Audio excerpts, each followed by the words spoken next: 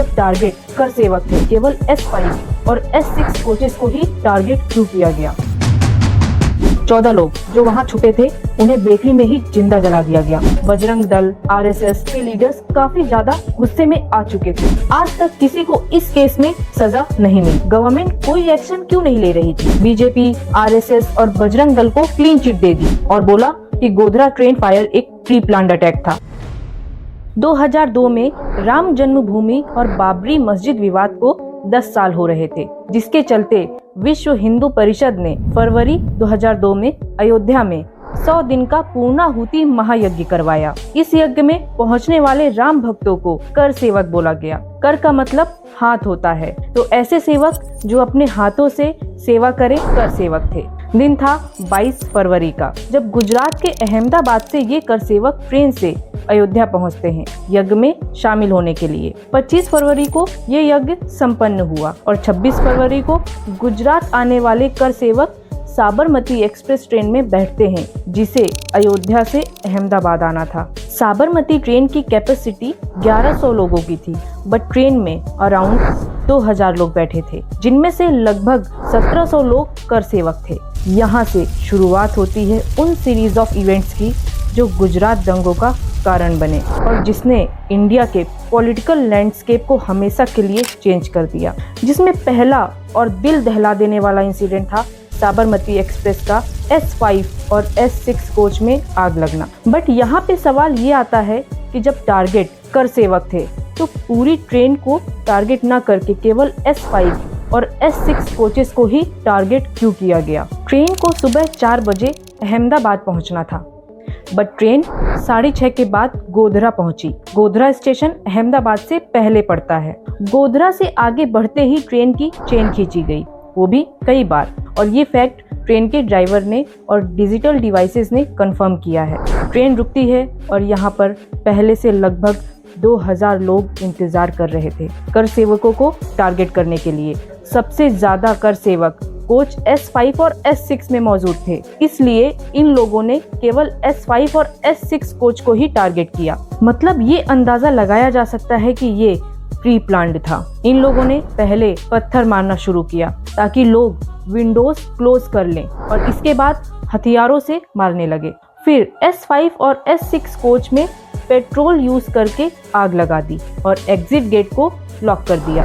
Windows की railing देख के ये लगता है कि लोगों ने डेस्परेटली कोशिश की बाहर निकलने की, बट जब तक फायर ब्रिगेड आई 59 लोगों की जलकर डेथ हो चुकी थी, जिसमें 27 वीमेन और 19 बच्चे थे। इनकी बॉडी लेके साबरमती एक्सप्रेस अहमदाबाद पहुंची। अभी तक न्यूज़ में यही आ रहा था कि साबरमती एक्सप्रेस के S5 और S6 कोचेज में आग लग गई है। विश्व हिंदू परिषद के लीडर्स ने इन कर सेवक की बॉडी को खुली गाड़ियों में लेकर पूरे अहमदाबाद में घुमाया और ये सब लाइव टेलीकास्ट हो रहा था। अहमदाबाद के लोगों को सच्चाई का पता चला और सिचुएशन आउट ऑफ कंट्रोल होने लगी। जितने भी हिंदू संगठन थे, जैसे विश्व हिंदू परिषद, बजरंग दल, RSS के लीडर्स काफी ज्यादा गुस्से में आ चुके थे। दिन था 27 फरवरी का। अहमदाबाद की सड़कों पर हर जगह बस नारे लग रहे थे, दंगे बढ़ते जा रहे थे, क्राउड वायलेंट होती जा रही थी।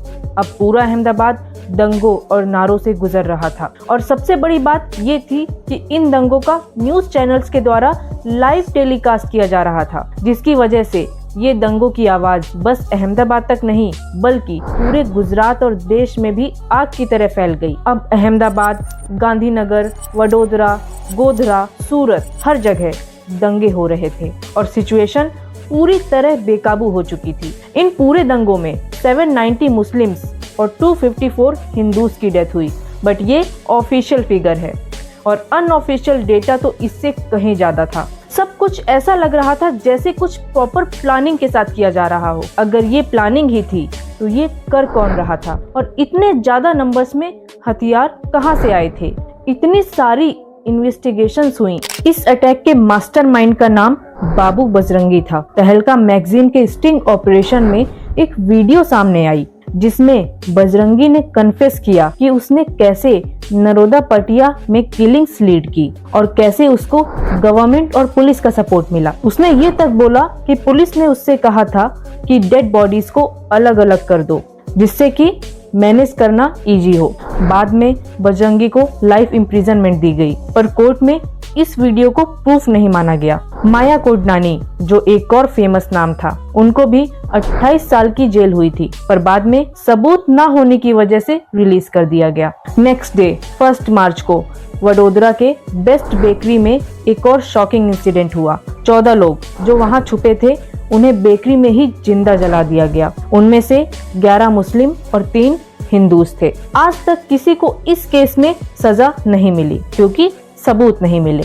इतने सारे इन्वेस्टिगेशंस हुए बट आज तक इसका कोई पता नहीं लगा पाया और आज भी ये एक मिस्ट्री ही है। दंगों के अगले दिन यानी 28 फरवरी को हालत और गंभीर हो गई। अहमदाबाद के नरोदा पटिया एरिया में और नरोदा गांव में सिचुएशन आउट ऑफ कंट्रोल हो गई। सबसे शॉकिंग इंसिडेंट नरोदा पटिया का था। यहाँ पर 5000 लोगों की भीड़ ने मिलकर अटैक किया और सिर्फ 10 घंटों में 97 लोगों को मार दिया। घर जला दिए गए और औरतों के साथ असॉल्ट किए गए। यही नहीं, अहमदाबाद की गुलमर्ग सोसाइटी, जहां मेजॉरिटी में मुस्लिम लोग रहते थे, वहां भीड़ ने अचानक से हमला बोल दिया और सारे घरों में आग लगा दी, जिसमें 69 लोगों की डेथ हो गई। अब सवाल ये आता है कि इतना सब हो रहा था तो गवर्नमेंट क्या कर रही थी? गवर्नमेंट कोई एक्शन क्यों नहीं ले रही थी? और अगर ले रही थी तब भी दंगे बढ़ते ही क्यों जा रहे थे? गुजरात स्टेट गवर्नमेंट का कहना है कि उन्होंने नेबरिंग स्टेट्स, जहां पे अपोजिशन की गवर्नमेंट थी, उनसे हेल्प भी मांगी थी और पुलिस फोर्स के लिए डिमांड भी की थी, बट उनकी तरफ से कोई हेल्प नहीं की गई। जब गवर्नमेंट से सवाल किया गया तो उन्होंने बोला कि उन्होंने अपने लेवल पर सब कुछ किया, पर भीड़ ज्यादा थी और ये एक एक्शन का रिएक्शन था। गवर्नमेंट ने इस केस की इन्वेस्टिगेशन के लिए स्पेशल इन्वेस्टिगेशन टीम SIT बनाई और नानावती कमीशन सेटअप किया। नानावती कमीशन की रिपोर्ट ने गुजरात गवर्नमेंट, BJP, RSS और बजरंग दल को क्लीन चिट दे दी और बोला कि गोधरा ट्रेन फायर एक प्री प्लान्ड अटैक था। पर इस रिपोर्ट को क्रिटिसाइज किया गया क्योंकि उन्होंने सीनियर ऑफिशियल से क्वेश्चनिंग तक नहीं की। 2004 में जब कांग्रेस पावर में आई तो उन्होंने एक नई कमेटी बनाई जिसका नाम था उमेश चंद्रा कमेटी। इसने बोला कि गोधरा ट्रेन फायर एक एक्सीडेंट था, प्री प्लान नहीं। ये रिपोर्ट नानावती कमीशन की फाइंडिंग से अपोजिट थी। दोनों रिपोर्ट्स पर बायस्ड होने के एलिगेशंस लगे। एक और इंडिपेंडेंट इन्वेस्टिगेशन हुई जिसका नाम था कंसर्न सिटीजन्स ट्राइब्यूनल। उन्होंने बोला कि गोधरा ट्रेन इंसिडेंट के पीछे कुछ प्लानिंग हो सकती थी। ट्राइब्यूनल ने ये भी कहा कि कुछ अननोन लोग लखनऊ से बिना टिकट के ट्रेन के S5 और S6 कोचेज में चढ़ गए थे और एग्रेसिव बिहेव कर रहे थे। एक बात तो क्लियर हो चुकी थी कि ये घटना प्री प्लान्ड थी, बट ये समझ नहीं आया कि जब 2004 में सेंटर में कांग्रेस की गवर्नमेंट आई और उसने राइट्स के लिए जो उमेश चंद्रा कमेटी अपॉइंट की थी, तो कमेटी ने इतने सारे फैक्ट्स और एविडेंसेस के बाद भी इस इंसिडेंट को एक्सीडेंट कैसे डिक्लेयर कर दिया। पर ये तो काफी क्लियर है कि ये इंसिडेंट इंडिया के हिस्ट्री का एक डार्क चैप्टर है और आज तक ये इंडियन पॉलिटिक्स को इम्पैक्ट करता है।